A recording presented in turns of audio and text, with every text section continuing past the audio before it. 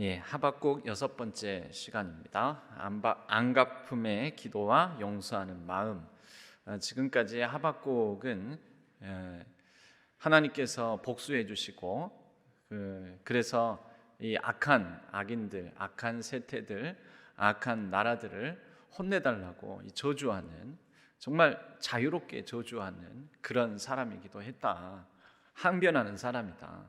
하나님 앞에 나와서 정말 기탄 없이 솔직하고 정직하게 자신 안에 있는 감정을 토해내는 그런 항변자, 프로테스탄트의 모습을 보여줬다, 이런 말씀을 드렸습니다.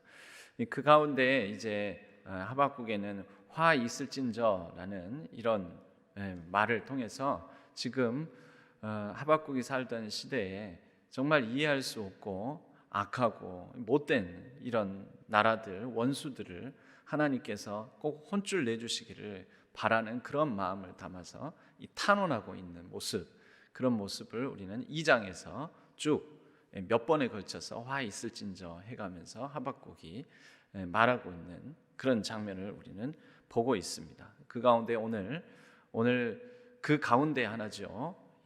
2장 12절에도 이러이러한 자는 화 있을진저 하면서 이 하박국이 저주하는 내용이 나옵니다. 분명히 하박국이 이렇게 저주하는 내용은 하나님 앞에서 하나님께 하는 것이기 때문에 기도입니다. 기도, 일종의 저주 기도죠. 원수를 갚아달라고 복수를 탄원하는 기도. 피로 성읍을 건설하며 불의로 성을 건축하는 자, 누구겠습니까? 피로 성읍을 건설하고 불의로 성을 건축하는 자, 침략자들을 말하는 것이죠. 유대 왕국을 망하게 하고 이제 이렇게 피로 성읍을 건축하고 불의로 성을 건축할 때 이제 기존 예루살렘 성이라든지 이런 왕국은 다 무너뜨려 버리고 이제 자신들의 방식의 이제 성을 쌓는 거죠. 그 성을 쌓을 때 이들이 뭔가 월급을 제대로 줘가면서 또 선대하면서 이렇게 좋게 친절하게 대하면서 성을 쌓기 했겠습니까? 우리나라 일제시대 때 우리 조선인들이 일본 사람들에게 당했던 모습을 보면 어떻게 합니까? 강제징용, 강제징병 이런 걸 통해서 막 채찍질하고 총칼로 위협하고 그래 해가지고 강제적으로 뭔가를 하게 만들지 않았습니까? 여러분 혹시 순천에 가면 임진왜란 때 쌓은 성이 있습니다. 순천에 순천 외성이라고 혹시 가보셨습니까? 순천 외성이라고 가보신 분이 있습니까?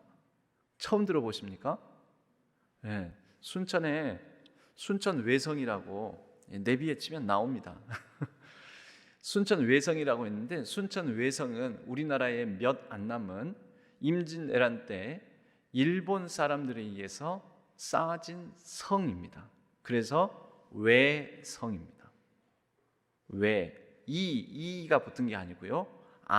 애가 붙어가지고 오에다가 이가 붙어서 외구가 쌓은 성이라는 거죠. 이게 난공불락의 성이었습니다. 그래서 이미 임진왜란이 끝마쳐가는 시점에 조선과 명나라의 연합군이 공격을 하는데도 이걸 뚫을 수가 없었습니다. 근데 이 순천 외성, 왜구들이 쌓은 이 단단한 외성이 우리나라의 최소 30개 이상이 이 남해안 지역과 저기 울산 지역까지 걸쳐서 이렇게 순천 외성뿐만 아니라 사천 외성, 그 다음에 대표적으로 남아 있는 게 또 부산 쪽에도 외성이 있었고요, 울산 쪽까지 외성이, 이렇게 이 남해안 일대 그들이 조명 연합군에 밀려서 이제 한반도에서 다 남쪽으로 배를 탈 수 있는 그쪽으로 다 밀려나게 되는데, 그러면서도 그들이 이순신 장군이 바다를 지키고 있으니까 일본으로 못 돌아가는 거예요. 그래서 한반도의 남쪽 끝, 그러나 이 기회만 봐가지고 틈만 생기면 바로 도망갈 수 있게끔 그 바닷가를 끼고 성을 쌓고 거기에서 버티기 작전으로 들어간 것입니다. 임진왜란, 이제 엄밀히 말하면 임진왜란은 일어나고 나서 몇 년 뒤에 휴전이 있어요. 휴전 기간이 한 2년 정도가 있고요. 그 다음에 다시 한번 쳐들어옵니다. 싹 철수했다가 다시 한번 쳐들어옵니다. 그게 정유재란이라고 있습니다. 정유재란, 임진왜란과 정유재란까지 이 총 7년에 걸친 전쟁이 바로 전체를 보고 우리가 임진왜란이라고 합니다. 그래서 이제 이 정유재란 끝 무렵이에요. 임진왜란이 끝마쳐져가는 이 시점에 이렇게 성을 쌓고 거기에서 버티기 작전에 들어가게 되는데요. 질문은 이것입니다. 그 순천 외성을 누가 쌓았을까요? 네? 그렇죠. 아까 제가 답을 다 드렸어요. 누가 쌓았겠습니까? 그렇죠. 순천 외성은 순천에 있는 조선 사람, 조선 그 백성들을 다 동원해 가지고 쌓은 거예요. 가서 이제 한번 보세요. 기회가 되시면 얼마나 잘 쌓았는지 몰라요. 그래서 아직까지 남아 있다니까요. 굉장히 튼튼하게. 우리나라 일반적인 저기 뭐 남한산성이라든지 우리가 잘 아는 우리나라 성 있잖아요. 뭐 행주산성, 남한산성, 그다음에 수원성, 그런 성벽들하고 이 외성은 좀 다릅니다. 달라요. 쌓는 방식이. 일본 사람들의 이 성벽 쌓는 방식은 당연히 문화가 다르니까 이 약간 쌓는 방식, 모양도 다르겠죠. 굉장히 튼튼하게 잘 쌓았어요. 근데 그거 보면 저는 가서 그런 걸 보면은 드는 생각이 뭐냐면 얼마나 고생했을까. 그거를 불과 한 3개월인가? 몇 개월 만에 그걸 쌓았어요. 또 그거 얼마나 뭐 책찍질 해가면서 강제로 동원해가지고 쌓았겠습니까? 그러니까 이 표현을 보면은 저는 그 생각이 나는 거죠. 12절 피로 성읍을 건설하며, 성을 쌓을 때 피로 억압해가지고 강제 동원해가지고 피로 성읍을 건설하며 불의로 성을 건축하는 자. 근데 그렇게 순천 백성들, 순천 주민들을 강제 동원해가지고 성을 쌓는데 그 사람들하고 어떻게 해야 됩니까? 이 순천 사람들은, 그때 당시에 순천 백성들은 같이 살아야 되는 거예요. 여러분, 원수가 멀리 있는 거는 괜찮습니다. 원수가 멀리 있는 거는 그렇게 힘들지도 않습니다. 삶에 큰 지장도 없습니다. 여러분, 우리가 보통 대한민국, 특히 남한 땅의 원수를 북한을 주적으로 삼지 않습니까? 여러분, 북한 때문에 막 일상생활이 곤란하고 마음이 힘들고 잠도 안 오고 막 불안 증세가 있고 그런 분들이 있습니까? 네? 북한을 주적이라고 하지만, 우리 대한민국의 주적이라고 하지만, 북한 때문에 북한이 또 핵미사일 또 실험했네, 미사일 발사했네, 그런 거 가지고 막 괴롭고 힘들고 일상이 막 안 됐고 잠도 안 오고 불면증에 시달리고 막 그러신 분들 있어요? 없지요? 멀리 있는 원수는 괜찮아요. 여러분, 진짜 우리가 힘든 거는 누구 때문에 힘든지 아십니까? 같이 동거하고 사는 왼수 때문에 힘든 거죠. 같이 동거하고 살아가는 왼수. 여러분, 교회 생활이 힘든 게 누구 때문에 힘듭니까? 한국 교회를 공격받게 하는 막 그런 저와 여러분 좀 생각이 다를 수는 있겠습니다만은 예를 들면 가끔 어떤 좀 우리가 보기에는 좀 이상한 목사님들, 이상한 교회, 막 그런 사건 사고들 때문에 여러분 막 힘들고 신앙생활이 힘들고 교회 다니기 싫고 막 눌리고 막 잠이 안 오고 그렇습니까? 그렇지 않아요. 그죠? 여러분, 왜 교회 다니기 힘들고 막 교회 가기 싫고 신앙생활 막 이렇게 짜증나고, 누구 때문에 그래요? 가까이 지내는 같은 교회를 수십 년간 같이 다녔던 성도들 때문에 그런 거잖아요. 아니, 잘 들으셔야 돼요. 잘 들으셔야 돼요. 똑같은 거예요. 여러분, 가끔 가정생활이 힘든 거는요, 남의 집 가정 때문에 내가 가정생활이 힘들어지지 않아요. 누구 때문에 힘들어요? 솔직히 말하면 집에 있는 왼수 때문에 힘든 거죠. 근데 남편에게는 아내 때문에 힘들고요, 아내는 남편 때문에 힘들고, 때로는 그런 부부 사이가 아니라 또 자녀들 입장에서는 부모 때문에 집에 들어가기 싫어. 왜? 우리 집, 제가 가는 게 아니라 요즘 애들이 우리 집 꼰대 때문에 들어가기 싫어, 이제 이런단 말이죠. 그게 왜 그래요? 왜? 여러분, 우리는 원수가 멀리 있지 않습니다. 사실은 원수가 가까이 있습니다. 나를 힘들게 하고 나를 누르고 나를 이렇게 뭐 여러 가지로 지치게 만들고 그러는 사람이 저 멀리 있는 사람이 아니에요. 아주 가까이 있어요. 그럼 오죽하면 예수님께서 그래서 집안에 원수가 있다고 그랬겠습니까? 예? 여러분, 엊그저께 전두환 씨가 90세 이제 나이로 죽었습니다.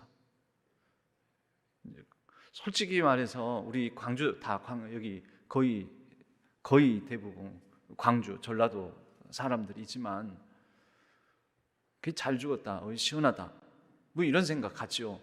그렇지만 전두환 씨가 살아 있다고 해서 우리 생활이 곤란하지는 않았습니다. 그러니까 어제 그제 오늘까지 여러분들의 마음이 힘들고 그 짜증나고 그런 게 전두환 이런 사람들 때문에 힘든 게 아니라 누구 때문에 힘들어요? 그렇죠. 집에 있는 사람들하고 또 나랑 가까이 지내는 사람들 때문에 힘들고 마음이 어렵고 또 고민이 많고 여러 가지 괴롭고 성가시고 그런 거라는 거죠. 그래서 여러분, 우리가 멀리 볼 게 아닙니다. 가끔 원수하면은 멀리 있는 원수라고 생각할지 모르는데 그렇지 않아요. 우리가 같이 살고 있는, 우리 가까이 있는 사람, 내 곁에 있는, 우리가 지금 현재 동행하고 동거하고 또 일상을 공유하는 사람들, 원수가 그 가운데 있습니다. 원수가. 그러면 우리 성경에서 원수를 사랑하고 원수를 위해서 기도하고, 그러면 그 원수가 어떤 원수겠습니까? 북한이 아니고 전두환이 아니에요. 여러분, 그렇게 멀리 삼는 것이 오히려 불신앙입니다. 진짜 신앙은 뭐냐면요, 우리 가까이에 있는 원수를 내가 어떻게 품어야 될 것인가, 이것을 품으라고 하시는 명령으로 우리 주 예수 그리스도의 말씀을 생각하면서 이 원수를 우리가 잘 대하는 거, 그것이 복음적인 삶입니다. 그러니까 결과적으로는 누구랑 같이 잘 살아가는 거예요? 부부 사이에는 아내와 남편 서로 잘 살아가는 거, 교회 안에서는 성도와 성도 사이끼리 잘 살아가는 거. 여러분, 솔직히 부끄러운 얘기지만은 우리 교육자들끼리도 다툽니다.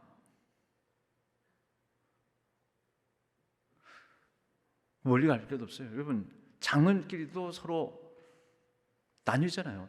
사실 근데 신앙생활, 한 교회 장로님이 되시려면 몇 년 정도는 다니셔야 됩니까? 신앙교회에서는 어느 정도 다니신 분은 그래도 여러분은 장로 투표할 때 찍으십니까? 그렇게 본다면은 장로님들끼리는 최소한 지금 20년 정도 얘기하셨는데 20년 이상을 한 교회에서 같이 신앙생활 한 분들 아닙니까? 가깝다면 너무 가까울 수 있는 분들이잖아요. 근데 뜻이 안 맞고 어긋나고 다투고, 그래서 표현은 그렇게 안 하지만 마음속으로는 그 원수라는 마음이 있다는 거죠. 여러분, 목사, 장로만 그럽니까? 권사님들끼리는 안 그렇습니까? 성도님들끼리는 안 그렇습니까? 서로 안 그렇습니까? 교회 오래 다니면 원수도 많이 생겨요. 교회 오래 다니면 같은 교회의 성도들 중에 내 원수가 많다는 거예요. 내가 원수처럼 생각하는 사람이 많아진다는 거예요. 왜 그럴까요, 여러분? 그러면서 우리가 이제 배웠으니까 마음 놓고 하박국의 기도를 하나님 앞에서 안 갚음과 원수 갚음과 저주의 기도를 하나님 앞에 마음 놓고 털어놔요. 그럼 카타르시스를 느낀다고 그랬죠. 지저분하고 더럽고 아프고 상하고 짜증난 거 막 다 하나님께 내어 던져버리면 나는 이제 정결해 줄 수 있는 거죠. 그냥 거기서 끝나면 안 되죠. 왜냐하면 하나님이 내주시는 그 다음은 숙제가 있거든요. 자, 원수에 대한 탄원의 기도 나한테 다 했느냐? 그래, 원수 갚는 거는 내게 있다. 그러니까 너는 나에게 다 쏟아놔라. 그거 다 했습니다. 근데 하나님께서 한 가지를 더 말씀하시는 거죠. 참 어렵고도 어려운 숙제, 원수를 사랑하라. 원수를 사랑하라. 원수 없는 사람은 없습니다. 솔직히 말해서. 여러분들이 미워하는 사람, 그 원수죠. 원수가 뭐 대단한 이게 뿔 달리고 얼굴 빨갛고 막 그런 막 마귀 사탄의 모습으로 원수가 우리에게 다가오는 게 아닙니다. 우리 가장 가까이 있는 사람들 가운데 우리 원수들이 있지 않습니까? 그래서 이 과제를 해결하는 게 이제 하박국의 또 다른 주제라는 것입니다. 하박국에서는 복수의 기도, 안갚음의 기도, 저주의 기도, 하라는 거예요. 하라는 거. 다만 누구한테요? 지난 수요일에 말씀드렸지만 사람에게 하지 말고 하나님 앞에서 하나님께 하라는 거예요. 그리고 직접적인 보복하지 말라고 그랬죠. 그런데 지난 시간에 말씀드린 그것 다음의 일이 있다라는 거죠. 복수는 하나님의 일. 그런데 그 다음 남은 하나의 과제, 용서는 나와 여러분, 우리의 일이라는 것입니다. 여러분, 이게 쉬운 일이어서 제가 드리는 말씀은 아닙니다. 우리는 이게 다 어렵습니다. 그러나 이것을 피해갈 수 없는데, 너무너무나 피해갈 수 없는 것은 이게 복음의 신앙적 삶의 본질이기 때문에 그렇습니다. 영성의 굉장히 중요한 본질적인 부분이기 때문에 그렇습니다. 이게 이루어지지 않으면 하나님께서, 우리 주 예수 그리스도께서 가르쳐 주신 그 하나님 나라가 이루어지지 않기 때문에 그렇습니다.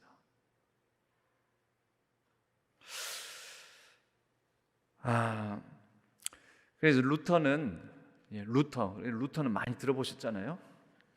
여러 사람 많이 이렇게 복잡하고 어려운 이름의 신학자들, 어려운 사람 많이 인용하는 거 저도 별로 안 좋아하는데요. 루터는 우리가 그래도 아니까. 루터는 이런 얘기를 했습니다. 내가 어떻게 구원을 받는지 그것을 어떻게 아는가? 그러니까 내가 구원을 받았는지 어떻게 아는가? 그것은 곧 어떻게 원수들 안에 있는, 원수들 가운데 살아가며 원수들 안에 있는 하나님을 발견할 수 있는가? 그것과 같은 말이다라는 것입니다. 내가 어떻게 구원을 받았는가? 내가 어떻게 그것을 구원받은 사람이라는 것을 어떻게 아는가? 그것은 원수들 가운데 있는 하나님을 내가 어떻게 얼마나 발견하고 살아가는가? 그것으로 알 수 있다라는 것입니다. 오늘 하박국은 이렇게 피로 성읍을 건설하며 불의로 성을 건축하는 자에게 화 있을진저 해놓고 나서 그 다음에 보면 13절에 보면 민족들이 불탈 것으로 수고하는 것, 그러니까 기껏 피로 그렇게 강포와 탄압과 채찍과 강제 동원으로 피로 성읍 건축하고 불의함으로 성을 막 세워 나갔는데, 그런데 이렇게 세워진 것도 어떻게 됩니까? 불탈 것이라는 거예요. 사실 이렇게 이 왼수들이 이 왼수 같은 짓을 많이 해도 사실 그게 헛되게 될 거라는 것이죠. 민족들이 불탈 것으로 수고하는 것과 나라들이 헛된 일로 피곤하게 되는 것, 이것이 만군의 여호와께로 말미암음이 아니냐. 왜 그럴까요? 결국 그들이 불의하게 피로 세워나가는 그 모든 하나님 보시기에 기뻐하지 않는 불의한 모습들은 하나님께서 갚아주실 것이므로 다 무너질 거라는 것입니다. 다 헛되이 될 거라는 것이죠. 만군의 여호와로 말미암음입니다. 그런데 하박국이 이 얘기를 하는 데에는 지금 저들을 향한 저주만 있는 것이 아니라, 아이고 하나님께로부터 이제 하나님께서 안 갚아주시면, 복수해 주시면 저들 다 무너질 텐데 저 헛수고를 저래 하는 거, 저 아무 필요 없는 짓을 저렇게 하는 거, 저 불의하게 저렇게 행동하는가 하면서 하박국의 마음에는 미묘하게 어떤 측은하게 여기는, 불쌍히 여기는 마음이 있다라는 것입니다. 미묘하게. 아이고 저렇게 헛된 일을 저렇게 하고 있나, 아무것도 아닌데 다 하나님께서 한번 큰 소리 한번 바라면 무너질 건데, 다 헛되게 될 건데, 아이고 저들 하는 것 하고는, 이제 이런 마음이 있다라는 거죠. 그러니까 하박국은 화 있을진저 하면서 저주와 안갚음을 하지만 그들에 대한 약간의 슬픔과 연민도 담고 있는 것입니다. 여러분, 이 슬픔과 연민, 이제 그 가운데 이게 뭐냐면 견고한 원수에 대한 미움, 원수에 대한 저주, 원수에 대한 하나님께서 보복해 주십시오, 복수해 주십시오 하는 그 견고한 콘크리트가 같은 마음에 어떤 균열이 있는 것일까요? 그 어떤 슬픔과 불쌍히 여기는 그들에 대한 안타까움이라는 것은 이 견고한 콘크리트 같은 마음에 작은 금이 가면서 균열이 생기고 그 가운데 지금 하박국도 아마 이들과 더불어서 살아가는 것입니다. 이 원수들과, 바벨론 원수들과. 근데 그들과 함께 살아가는 가운데 그 가운데서 생기는 이 슬픔과 안타까움의 균열 속에서 하나님을 발견하고, 하나님을 발견한 가운데서 그 다음 과정이 있는데, 하나님께서 여러분 나중에 이 유다 왕국이 망하고 난 다음에는 어떻게 되냐면, 이제 우리 언제 돌려보내 주실 것입니까? 우리 언제 바벨론 땅을 떠나 이 포로된 땅, 소름의 땅, 아픔의 땅, 노동착취의 땅, 이런 곳에서 벗어나 우리 유대 땅, 예루살렘 땅으로 언제 돌아갈 수 있을까요? 할 때 하나님께서는 이미 에레미야 선지자를 통하여서는 뭐라고 하시냐면 70년간 거기서 살아라. 에스겔 선지자를 통하여서 뭐라고 하시냐면 너희는 이 사람들을 저주하지 말고 그 땅에 평화를 빌라라고 합니다. 평화를 빌라. 그 사람들과 더불어서 함께 평화롭게 지내라. 여러분, 이건 뭘까요? 한편으로는 그들과 더불어서 용서하고, 그들이 나라를 망하게 했잖아요. 그들이 여러분, 우리도 지금 광주 시내에 살아가는 사람들 중에는 5.18과 하다못해 한 다리 건너 또는 두 다리 건너면은 5.18 이 민주화 운동하고 관련이 없는 사람이 없습니다. 자기 삼촌 또는 조카, 친척, 사촌 뭐 이런 식으로 이렇게 하다 보면은 그 5.18 희생자 있습니다. 우리 다. 여러분, 유다 왕국이 망하고 갔을 때, 바벨론 땅에 포로로 살 때, 이 포로로 살아가는 유대인들 가운데 건너에 이 포로로 끌려오면서 나라가 망하면서 큰 해를 입은 희생자 있었을 거 아니에요. 그러니까 이게 직접적인 원수인 거예요. 한 다리 건너서라도 원수, 두 다리 건너서라도 원수인 거죠. 그런데 그들과 더불어서 함께 살아라. 그들에게 평안을 빌며 이 땅의 평화를 위하여서 기도하면서 살아라. 여러분, 이게 뭐겠어요? 이게 용납하고 용서하고 살아라라는 것입니다. 제일 살기 어려운, 가장 가까이 있는 동료. 이 시편 55편에 보면은, 이 세번역 성경으로 보면은 55편 12절 13절인데요. 세번역 성경으로 보면 지금 우리 가까이에 있는 가장 힘든, 나의 마음을 제일 힘들게 하는 사람, 멀리 있는 아주 나쁜 원수가 아니라 가까이 있는 나한테 조그만 실수를 한 사람이 진짜 원수가 될 수 있다라는 그런 얘기가 시편에 나와 있는데, 제가 한번 읽어볼게요. 나를 비난하는 자가 차라리 내 원수였다면 내가 견딜 수 있었을 것이다. 나를 미워하는 자가 차라리 자기가 나보다 잘났다고 자랑하는 내 원수였다면 나는 그들을 피하여서 숨기라도 하였을 것이다. 그런데 나를 비난하는 자가 바로 너라니, 나를 미워하는 자가 바로 내 동료, 내 친구, 내 가까운 벗이라니. 내 동료, 내 친구, 내 가까운 벗. 그래서 그들이 결과적으로는 뭐가 됩니까? 멀리 있는 원수가 아니라 실제적인 원수가 된다는 거죠. 그러므로 원수 사랑의 이 첫 출발에 해당되는 원수를 용납하고 용서하고 살아가는 것은 우리 주 예수 그리스도를 따라가는 삶, 또 예수 그리스도로 말미암아 선포된 복음적 삶의 굉장히 중요한 부분이 된다라는 것입니다. 잘 돼서가 아니라 저도 잘 안 돼서 그건 잘 안 된다고 해서 제가 말 안 할 수도 없잖아요. 여러분, 성경의 많은 내용들은 죄송합니다만 참 부끄러운 말씀입니다만 저도 못 지키는 말씀들을 그러나 말은 합니다. 왜요? 제가 지키는 말만 하면 여러분들에게 전할 설교가 별로 없습니다. 저는 제가 그것밖에 안 됩니다. 그런데 그래도 말은 바로 해야 되지 않겠습니까? 가끔 그런 말을 합니다. 설교는 잘하네, 말은 잘하네. 그렇습니다. 말이라도 잘해야 되지 않겠습니까? 그래서 전하는 것은 바르게 전해야 된다는 거죠. 잘 돼서가 아니라 저도 잘 못 되고, 그러나 우리는 그렇게 믿음의 걸음을, 경주를 걸어가는 과정의 삶으로서, 하지만 성경에는 그래도 이렇게 기록되어 있습니다. 이렇게 살라고 하십니다. 저도 안 되고 그렇지만 우리 그래도 이렇게 살아보려고 애써 보십시다. 그렇게 말하는 게 접니다. 여러분, 때로는 저를 원수처럼 여기는 분들도 있을지도 모릅니다. 아까 이런 원인 때문에 그렇습니다. 왜냐하면 이 교회만 오면 저를 봐야 되니까요. 그죠? 가깝다면 가까운 사람이죠. 집에만 가면 봐야 되잖아요. 남편을, 아내를, 자녀를, 부모를. 그죠?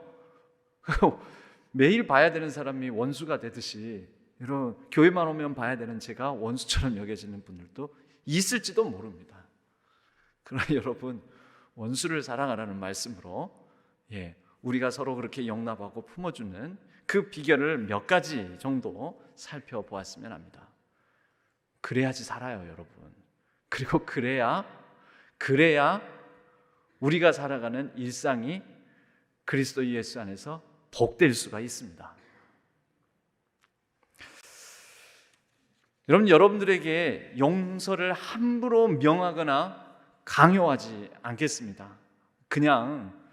그러나 담담히 몇 가지를 말씀을 드리겠습니다. 몇 가지를. 여러분, 용서를 해야 되는 이유로 사실은 타인을 위해서, 남을 위해서가 아니라 나를 위해서 생각해 보면은요, 여러분, 나에게 정말 못되게 굴고 나쁘게 굴고 나를 짜증나게 만들고 그런 사람, 그 사람이 우선 가까이에 있는 왼수인 거죠. 그런데 여러분, 그 사람을 향해서 내가 마음을 계속해서 못 풀고 있다면 어떻게 될까요? 그럴 때 우리가 흔히 하는 말이 있습니다. 용서를 구해야, 나한테 싹싹 빌어야, 나한테 잘못했다고 해야, 그래야지 내가 용서하지. 이렇게 우리는 흔히 얘기를 합니다. 용서를 빌어야 내가 용서하지. 그럼 여러분, 용서의 주도권은 누구에게 있는 것입니까? 자, 조건이 그래요. 다시 한번 보세요. 그 사람이 나한테 용서를 구해야 내가 용서해 주지. 그러면 그 사람의 행동에 따라서 내 행동이 결정된다는 거잖아요. 그러면 삶의 주도권, 즉 용서의 주도권은 누구에게 있는 거예요? 나에게 있는 거예요? 그에게 있는 거예요? 여러분, 삶의 주도권을 내가 가져가겠습니까? 그에게 주겠습니까? 그가 나를 이끄는 삶을 살아가렵니까? 내가 내 삶을 이끄는 삶을 살아가겠습니까? 물론 우리에게 있어서 우리의 삶의 가장 큰 주도권, 우리는 하나님께 드린다라고 우리의 신앙은 고백합니다. 하나님이 나의 주인 되십니다. 지금 사람 사이 관계를 말하는 거예요. 사람 사이의 관계, 하나님과 나 사이의 관계에 있어서는 우리는 신앙 고백으로 하나님이 내 삶의 주인 되십니다, 하나님께서 내 삶을 이끄십니다 라고 우리는 고백합니다. 근데 그 고백 말고 이제 사람과 사람 사이에도 우리가 고백을 해야 돼요. 그러니까 내 어떤 신앙의 진술이 있어야 된다는 거죠. 여러분, 남이 내 삶을 이끌게 두시겠습니까? 아니면 나의 삶은 내가 이끄시겠습니까? 사람과 사람 사이의 관계에서 그렇게 본다면 우리가 용서해야 될 이유 중에 하나가 삶의 주도권 때문에 그렇습니다. 하나님을 주로 고백하며 예수 그리스도를 주인 삼아 살아가는 하나님의 복된 자녀들이 자신의 인생의 주도권을 가지고 살아가기를, 자신의 인생의 주인 되시기를 원하십니다. 여러분, 그래서 원수를 사랑하라고 하시는 겁니다. 그래서 원수를 위해서 기도하고 원수를 위해서 빌라라고 하시는 겁니다. 왜요? 그 사람이 나한테 하는 거 봐서, 그건 뭐예요? 주도권이 다 그 사람에게 있다니까. 그 사람이 안 풀면 내가 안 풀린다는 거예요. 그 사람이 풀어야 내가 풀린다는 거예요. 그러니까 열쇠는 그 사람이 갖고 있지 내가 갖고 있는 게 아니에요. 그 사람이 열어줘야, 우리 사투리로 끌어줘야 이게 열린다라는 거예요. 원래는 그렇습니다. 제가 아까도 말씀드렸지만 저라고 다 잘 돼서 이 말씀을 드린 게 아니라 말이라도 바로 해야 되지 않겠습니까? 여러분, 우리는 우리의 삶의 주도권을 내 인생을 내가 주도적으로 살아가고 있습니까? 내 삶의 주인입니까? 아니면 내 삶의 주인이 나를 아프게 하고 상하게 하고 억울하게 하고 나에게 못되게 군 그 사람이 내 삶의 주인입니까? 여러분, 누가 주인입니까? 그렇다면 무엇이 옳습니까? 누가 주인이어야지 올바른 하나님의 백성으로서의 자녀로서의 삶이겠습니까? 복음적 삶이겠습니까? 하나님의 형상이 회복된 삶이겠습니까? 하나님이 원하시는 삶은 어떤 삶이겠습니까? 그런 면에서 우리는 나 억울해서 내 마음 이대로는 못 풀어. 그래서 그 사람이 주인이에요. 내 삶에, 지금 내 감정에, 내 마음에. 그런데 그 사람이 나에게 용서를 구하든 구하지 않든 나는 내 마음 내가 풀래. 누가 주인이죠? 내가 주인이죠. 내 감정에, 내 마음에, 내 삶에.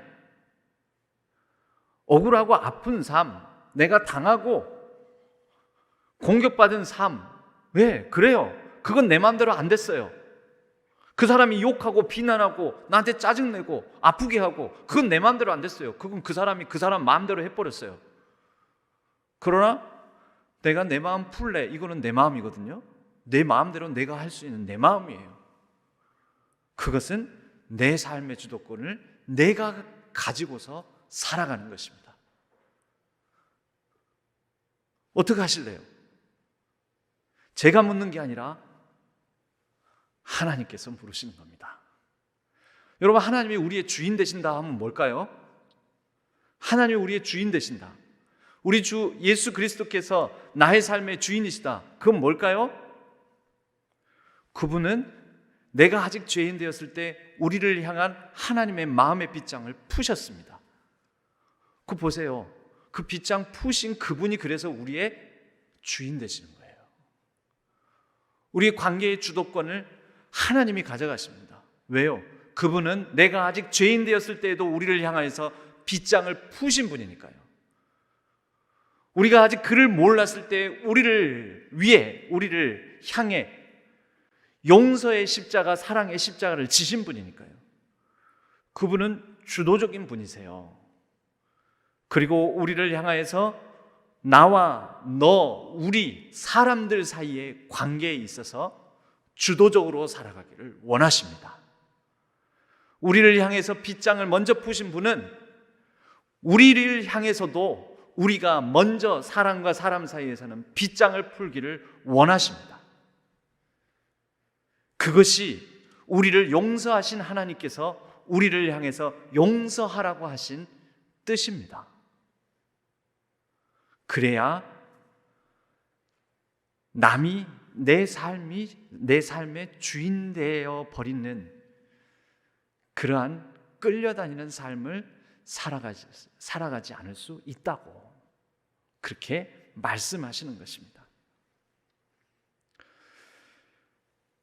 여러분, 그럼에도 불구하고 내가 먼저 마음에 빗장 풀고 내가 매인 거 풀고 막 그러면 억울한 마음 듭니다. 그러나 만약에 그럼에도 불구하고 내가 풀기로 딱 결단한 순간 뭔가 섭섭해요. 억울한 마음 때문에. 그러나 섭섭하지만 그때 우리에게 주어지는 자유가 있습니다. 자유가. 어, 우리에게는 나에게 잘못한 사람이 어떤 당해야 할 일들을 꼭 당함으로, 그래, 심리적으로 우리가 그런 생각을 하잖아요. 나를 못 살게 구는 사람은 돌아서서 가다가 확 사고라도 나버려라, 이런 마음이 있잖아요. 복수의 마음이 있다는 거죠. 그렇게 그 사람이 당해야 할 일, 당할 일들을 꼭 당했으면 하는 마음에서, 그래서 그 사람이 실제 그러한 일을 당하는 것을 보고 싶어하는 우리의 마음의 욕구가 있습니다. 욕구. 그런데 이 욕구도 우리를 굉장히 부자유스럽게 만듭니다. 근데 마음을 풀면, 내려놓으면 바로 이러한 인간적 욕망을 내려놓고 이러한 인간적 욕망을 포기하면 그때 깃드는 자유로움이 있다라는 것이죠. 여러분, 욥의 고통 가운데 오히려 욥이 그 아프고 고통스러운 가운데 막 죄를 뿌리는 친구들이 나오잖아요. 욥의 새 친구들 와서 오히려 거기에다가 더 그냥 막 죄를 뿌리고 더 쓰라리게 만들고, 그런데 나중에 하나님께서 욥기의 마지막 부분으로 가게 되면 그 친구들을 위해서 용서하라고 하시면서 속죄제를 드리라고 그래요. 친구의 잘못을 용서하고 중보하고 그들을 축복하라고 명하십니다. 그것이 욥의 재산이 회복되고 자녀가 회복되고 또 욥의 어떤 이 아픈 몸이 회복되고, 그 회복보다도 사실은 더 중요한 부분입니다. 친구들이 욥에게 우리가 잘못했다고, 우리가 욥 친구 자네의 아픔을 공감을 못했다고 미안하네, 그런 말이 없어요. 안 나와요. 그런 말 안 나오는데 하나님께서 욥에게 그들을 용서하고 그들을 위해서 중보하라고 해요. 그런데 그것이 뭐냐면 욥의 진정한 회복이 일어났다는 뜻입니다. 하나님께 용서받는 자는 그 하나님께 용서받은 자로서 친구들을 용서하는 자가 됩니다. 여러분, 용서하지 않으면은 이 용서와 화를 주체하지 못하고 가지고 있는 그 상태에서 네 가지의 관계가 형성이 되는데요. 이 네 가지의 관계가 이렇게 나옵니다. 자, 먼저 첫째는 하나님과의 관계가 있습니다. 그 다음에 원래 용서하지 못하게 만드는 원수, 이 악을 악으로 갖고자 하는 이 악한 마음, 이것에 뿌리는 사탄 마귀잖아요. 그래서 하나님과의 관계, 사탄 마귀와의 관계, 그 다음에 그 원수된 자, 이웃, 집안의 왼수, 또 교회 안에서 왼수, 이 이웃, 사람과의 관계가 있죠. 그리고 마지막으로 자기 자신과의 관계가 있습니다. 용서하지 않으면 하나님과 멀어집니다. 용서하지 않으면 사탄 마귀가 우리 마음에 깃듭니다. 계속 초대하는 거거든요. 왜요? 악을 품으니까. 이 악은 자꾸 고소하고 분리시키는, 고소자요 분리자라는 의미를 갖고 있는 사단을 초대하는 거잖아요. 그래서 내 마음 안에 누가 점점 더 가득 찹니까? 하나님과는 멀어지고 사단은 자꾸 초대하니까 내 마음에 사단이 충만하게 되는 거죠. 그리고 사람과의 관계는 어떻게 됩니까? 단절되죠. 나중에 하면 이렇게 됩니다. 내가 싫어하는 그 사람과 친하게 지내는 사람도 싫어집니다. 내가 너무너무나 미워하는 사람과 내가 친한 어떤 사람이, 내가 B라는 사람을 싫어해요. 그런데 B라는 사람과 내 친한 친구 A가 친하게 지내요. 그러면 A한테 가가지고 너 왜 저기랑 친하게 지내냐라는 마음이 발동을 해요. 자, 이게 무슨 일이 일어나는 것이죠? 관계가 단절되기 시작하는 거죠. 깨어지고 부서지고 망가지고. 그리고 자기 자신에게는 어떻게 됩니까? 나 자신과의 관계는 편하겠습니까? 좋겠습니까? 건강상으로도 좋겠습니까? 스트레스를 받거든요. 해롭습니다. 자기 자신의 신체적인, 정신적인 건강에도 해롭고 자기 자신이 싫어집니다. 이럴 때 두 가지로 나옵니다.